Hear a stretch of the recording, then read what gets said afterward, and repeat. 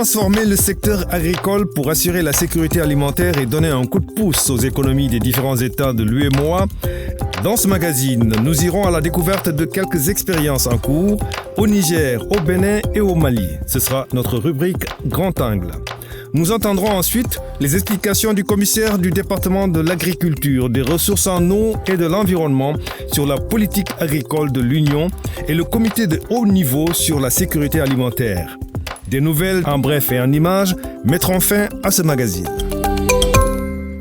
Plus de 120 millions d'habitants à nourrir et une production agricole insuffisante. Les pays de l'UEMOA doivent donc importer une bonne partie de leur alimentation.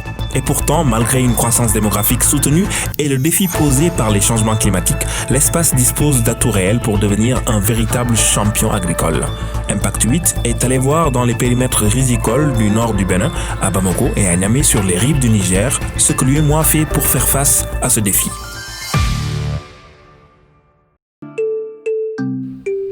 Sur les bords du fleuve Niger, l'eau qui coule en permanence rend possible la pratique de l'agriculture les 12 mois de l'année.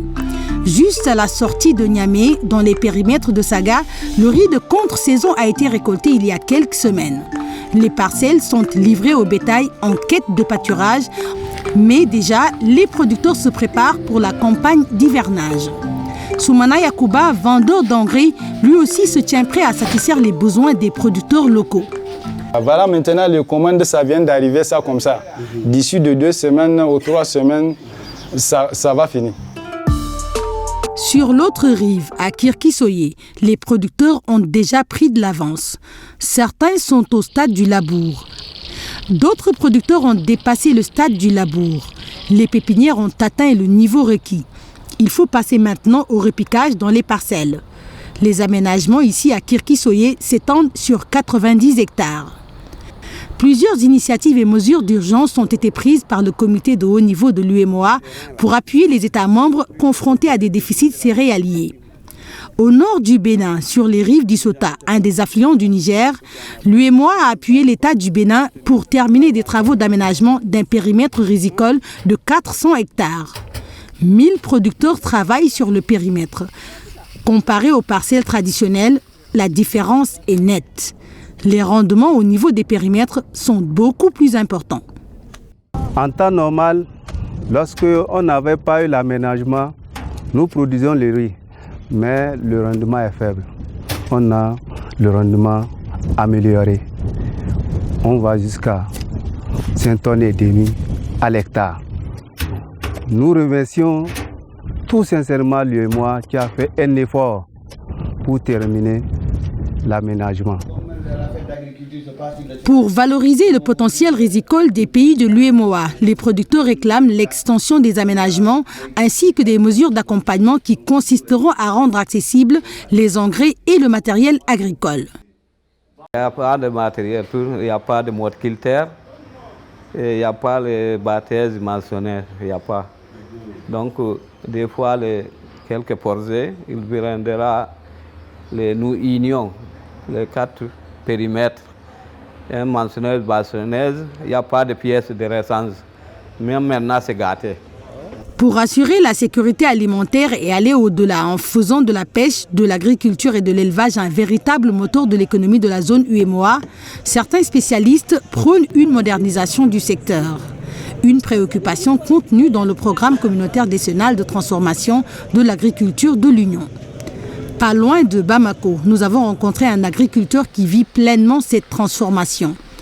Amadou Sidibé est un architecte reconverti dans l'agriculture. Une agriculture 2.0 qui utilise les technologies de dernière génération. Ici, on raisonne en termes de plusieurs centaines de tonnes de rendement à l'hectare. Pas besoin de beaucoup d'espace et totalement à l'abri des caprices du climat. Il n'y a rien qui a été inventé il y a 2 ans de plus moderne que cette serre parce que, comme je l'ai dit, on est en contrôle complet du climat. C'est des capteurs qui décident quelle température il y a, qui déterminent, disons, quelle température il y a dans la serre. Qu'est-ce qu'il faut actionner comme outil pour que la température s'abaisse et se mette à portée de la croissance de la plante. Nous sommes ici en hors-sol, il n'y a plus de sol, ce qui démontre qu'en Afrique, partout qu'il y ait de la colline, du sable ou du désert, on peut faire de l'agriculture. et on a une utilisation rationnelle de l'eau. L'efficience de l'eau, chaque goutte d'eau qui est utilisée, qui est donnée à la plante est utilisée à près de 95%. Ça veut dire que on n'a pas besoin d'avoir un fleuve, on n'a pas besoin d'avoir un maillot, on a besoin d'un peu d'eau pour irriguer la plante. Et on a un recyclage de l'eau d'irrigation, la partie que la plante n'a pas utilisée, qui est de l'eau avec de l'engrais, est recyclée et réinjectée dans le circuit. Pour assurer la sécurité alimentaire dans la zone UEMOA, il faudra songer aussi à accroître la productivité dans le secteur de l'élevage et des produits animaux. L'urbanisation croissante favorise une consommation toujours plus importante de viande. Non loin de Bamako, l'UEMOA a permis à l'État malien de procéder à la réhabilitation des abattoirs de Sabali-Bougou. Fondamentalement, l'appui de l'UEMOA nous a permis vraiment d'améliorer nos capacités d'abattage. Donc il y a eu une extension. C'est ce qui fait qu'aujourd'hui on peut produire jusqu'à 300, on peut abattre 300 têtes de bovins par nuit et plus d'une centaine de petits ruminants. Et ça, c'est un premier aspect. Un second aspect qu'il faut noter après cette extension, la réhabilitation a permis de mettre à niveau l'installation avec certains équipements. Comme le camion que vous voyez dans la desserte, c'est-à-dire que la fourniture, l'approvisionnement de la ville en viande, donc ça a beaucoup amélioré cet aspect vraiment d'hygiène de la viande jusqu'au consommateur. Et au vu des prévisions démographiques, il faudrait une augmentation conséquente de la production sur les prochaines années pour satisfaire les besoins en produits carnés dans l'espace UEMOA. Ce magazine reçoit à présent le commissaire chargé du département de l'agriculture, des ressources en eau et de l'environnement d'Arène. Il nous parle des politiques agricoles mises en place par l'Union pour faire face à l'insécurité alimentaire. Pour ce qui est de l'agriculture, les plus hautes autorités de l'UEMOA, depuis la création de l'UEMOA, en ont fait une priorité.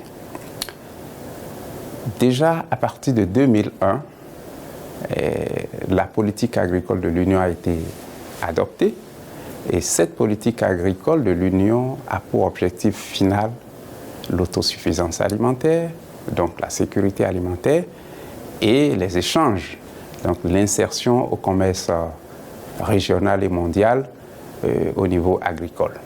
Au-delà de cette politique agricole de l'Union, les plus hautes autorités ont fait de la question de la sécurité alimentaire et nutritionnelle une préoccupation de premier plan. Ils ont créé à cet effet le comité de haut niveau sur la sécurité alimentaire et nutritionnelle, présidé par son Excellence M. Issoufou Mahamadou, président de la République du Niger, pour suivre de manière assez rapprochée cette question sur la sécurité alimentaire. Mais ce que la commission de l'UEMOA a pu faire, c'est d'abord de régler la question de la réglementation. Au niveau des intrants, je veux parler des semences, des engrais, des pesticides et également au niveau foncier. Parce que le premier intrant de l'agriculture, c'est le foncier, c'est la terre. Alors, individuellement, les États ont des législations, mais il est important d'avoir une réglementation commune sur l'accès à la terre pour l'agriculture. Et pour ça, nous avons mis en place ce que nous appelons l'Observatoire régional du foncier pour l'agriculture. Et cet observatoire qui vient d'être mis en place est en train de travailler pour faciliter l'accès à la terre à l'ensemble des citoyens de l'Union dans n'importe lequel des pays où ils se trouvent.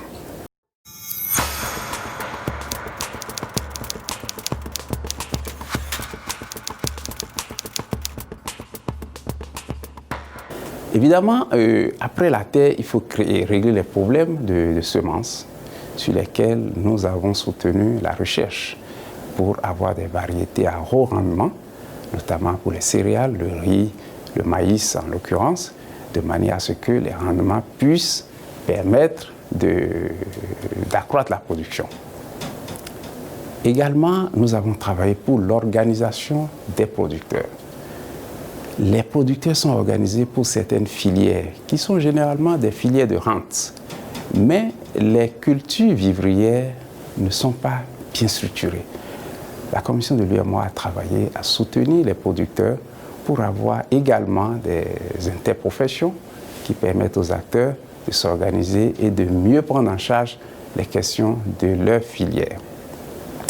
L'autre axe des actions de la Commission concerne la maîtrise de l'eau et la question de l'irrigation. La question la plus importante en matière de maîtrise de l'eau concerne l'irrigation de manière à ce que les eaux que nous avons et qui sont abondantes généralement, mais qui ne sont pas au moment où nous les voulons, que nous puissions les maîtriser, que ce soit les eaux fluviales, les eaux pluviales également, et les utiliser ensuite pour l'agriculture. En bref, voici d'autres nouvelles de ce magazine. Préparation au siège de la commission de l'UEMOA à Ouagadougou de la revue annuelle des réformes, politiques, programmes et projets communautaires, édition 2019. Instaurée en 2014, la revue annuelle réunit tous les ans le président de la commission de l'UEMOA et les chefs de l'exécutif des pays membres de l'Union. Entre 2017 et 2018, la revue aura permis de faire passer le taux global de l'application des réformes de 62 à 69%. La compétitivité de la filière coton au centre d'un plaidoyer en cours en ce moment au sein de l'Union. Lancé au mois de juillet 2019, il s'inscrit dans le cadre des activités du projet de compétitivité des filières prioritaires de l'UEMOA financé par l'USAID.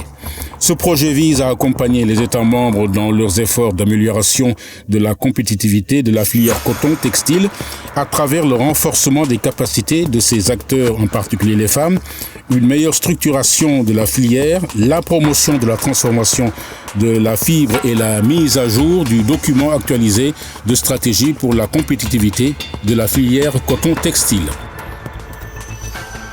Ce magazine prend fin, nous vous retrouverons dans 15 jours pour d'autres nouvelles sur l'intégration économique dans la zone UEMOA.